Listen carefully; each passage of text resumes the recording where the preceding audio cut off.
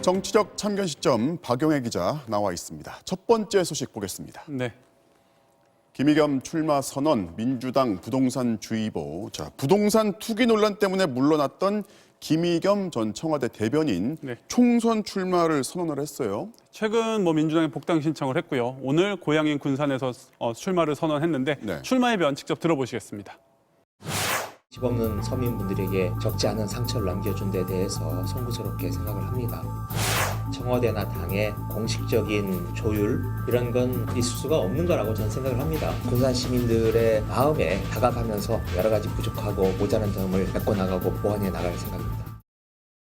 네, 논란이 됐었던 흑석동 집을 팔고서 그 차익은 모두 기부하겠다고 밝혔을 때부터 출마를 할 거다 이런 전망이 많았는데요. 실제로 이 집을 처분하고 나서 2주 만에 그 전망이 현실화됐습니다. 이 부동산 문제가 민감하잖아요. 네. 당에서는 이제 공천 문제를 두고서 좀 고민을 할 것 같아요. 네, 공식 입장을 밝힌 건 아닌데요. 내부적으로는 아무래도 부담스럽다는 분위기가 있습니다. 네. 공교롭게도 민주당은 오늘 내년 총선 출마자들을 향해서 부동산 주의보를 내렸습니다. 어떤 내용인지도 계속 들어보시죠. 네.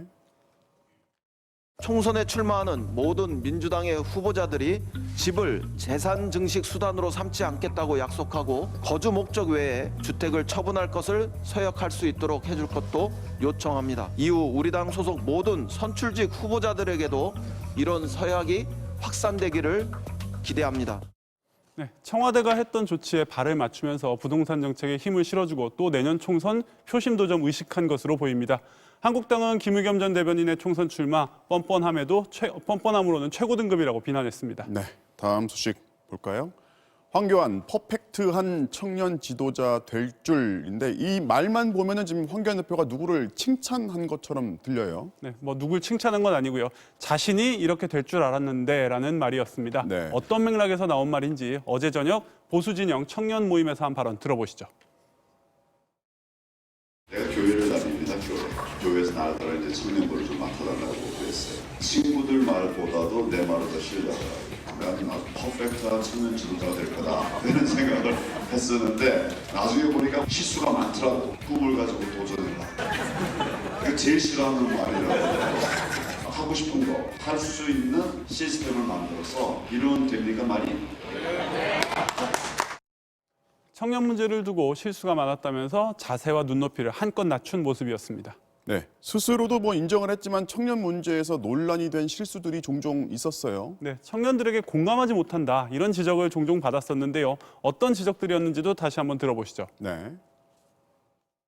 내가 아는 어떤 청년이 요즘 말하는 스펙이 하나도 없어요. 5군데는 다 최종 합격이 됐어요. 그 청년이 우리 아들입니다.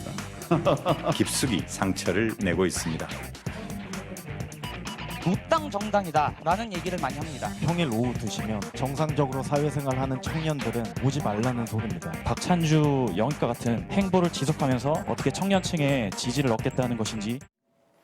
사실 황 대표는 불과 2주 전까지만 해도 주당 52시간 근무제를 비판하면서 청년 수당을 생활비나 먹는 데 쓰면 있으나마나한 복지다라고 했었습니다. 네. 그러면 구직 활동을 굶고서 하란 말이냐 이런 비판을 받았었습니다. 황교안 대표가 정말로 청년들에게 귀 기울이고 바뀐 모습을 보일지 박찬주 전 대장 공천 같은 문제가 가늠자가 될 것 같습니다. 네, 오늘은 여기까지 듣겠습니다. 지금까지 박영회 기자였습니다.